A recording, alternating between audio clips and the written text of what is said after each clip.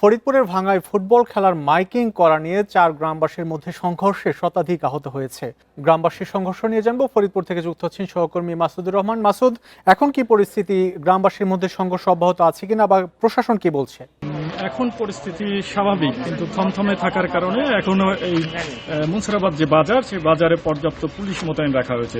যেমনটি বলছেন, ফরিদপুর জেলার ভাঙ্গা উপজেলার এই হামিদ ইউনিয়নের মুন্সিরাবাদ বাজার, এই বাজারে উত্তর পাশে 3টি গ্রাম সিঙ্গারিয়া, খাপুরা এবং মাঝিকান্দা, দক্ষিণ পাশে রয়েছে মুন্সিরাবাদ। এই বাজারেই অবস্থান করে সকাল 7টার পর থেকে দফায় দফায় শত শত গ্রামবাসী দুই পক্ষের মধ্যে সংঘর্ষে লিপ্ত হয়, যার পরিস্থিতিতে এই বাজার সমস্ত দোকানপাট বন্ধ হয়ে যায় এবং দোকানপাট এবং আশপাশের বাড়িঘর ভাঙচুর করে বিক্ষুব্ধ এবং এই গ্রামবাসীরা।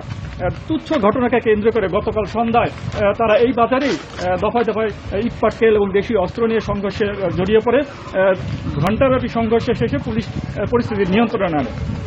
আজ সেই একই সূত্রে সকাল থেকে এই 4 গ্রামবাসী এই বাজারের উপর অবস্থান করে দুই পক্ষের ইট পাটকেল ছুড়ে এবং দেশীয় অস্ত্র নিয়ে তারা একে অপরের উপরে সংঘর্ষে লিপ্ত পড়ে। আমরা পুলিশের কাছে জানতে পেরেছি যে গতকালকে এবং ঈদের পরে কিছু কিছু তুচ্ছ ঘটনা, এগুলো পুঞ্জীভূত ক্ষোভ থেকেই এই 4 গ্রামবাসী তারা এই ধরনের সংঘর্ষে লিপ্ত হয়েছে। তারা এখনো পর্যন্ত অভিযোগ করেনি। আমরা এখনো পর্যন্ত জানতে পেরেছি ফরিদপুরের ভাঙ্গা উপজেলা স্বাস্থ্য কমপ্লেক্সে 18 জনকে ভর্তি করা হয়েছে, যেখানে 3 জন গুরুতর আহত থাকায় তাদেরকে ফরিদপুর মেডিকেল কলেজ হাসপাতালে ভর্তি করা হয়েছে। এবং প্রশাসন বলেছে পরিস্থিতি নিয়ন্ত্রণে আনার জন্য সকাল থেকে অতিরিক্ত পুলিশ মোতায়েন করা হয় এবং পুলিশ, র্যাব এবং পরবর্তীতে সেনাবাহিনী এসে পরিস্থিতি স্বাভাবিক, অর্থাৎ 4 থেকে 5 ঘন্টা ব্যাপী দফায় দফায় এই বাজারেই তারা এই সংঘর্ষের ঘটনা ঘটায়, যেখানে পরিস্থিতি এখন থমথমে অবস্থায়, সকল দোকানপাট বন্ধ আছে। এবং আমরা যে রাস্তাতে দেখছি মনে হচ্ছে ইটের রাস্তা, কিন্তু এটা এত পরিমাণে ইট পাটকেল বৃষ্টির মতো ছুটেছে, আশপাশের বাড়িঘর এবং দোকানপাটে সেগুলো ক্ষতিগ্রস্ত হয়েছে।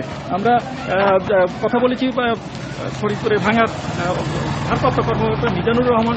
তিনি যেমনটি বলেছেন যে পরিস্থিতি শান্ত করার জন্য তারা অতিরিক্ত পুলিশ মোতায়েন করে রেখেছে এবং এখনো পর্যন্ত কেউ কোনো অভিযোগ দেয়নি। অভিযোগ দিলে অভিযোগ অনুযায়ী তাদের বিরুদ্ধে ব্যবস্থা নেওয়া হবে।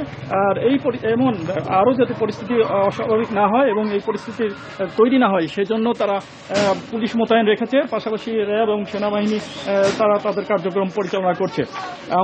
আমরা ইতিপূর্বেও এই বাজারের ব্যবসায়ীরা বলেছেন যে কিছু কিশোর গ্যাং এবং স্থানীয় প্রভাব বিস্তার নিয়ে তাদের ভিতরে এই মাঝে মধ্যেই এই সংঘর্ষের ঘটনা ঘটে, যে কারণে তারা এই যে মুন্সিরাবাদ বাজার, এই বাজারকে কেন্দ্র করে এই 3 দল গ্রামবাসীর সাথে মুন্সিরাবাদ গ্রামবাসীর সাধারণত সংঘর্ষ ঘটে থাকে। অর্থাৎ 3 গ্রাম বনাম 1 গ্রামের যে সংঘর্ষ, এটি রণক্ষেত্রে রূপান্তরিত নেয়, যেখানে আজকে প্রায় শতাধিক লোক আহত হয়েছে। এই ছিল ফরিদপুরে ভাঙ্গা মুন্সিরাবাদ বাজার থেকে সর্বশেষ সংঘর্ষের খবর। ফরিদপুর থেকে জানাচ্ছিলেন সহকর্মী মাসুদুর রহমান।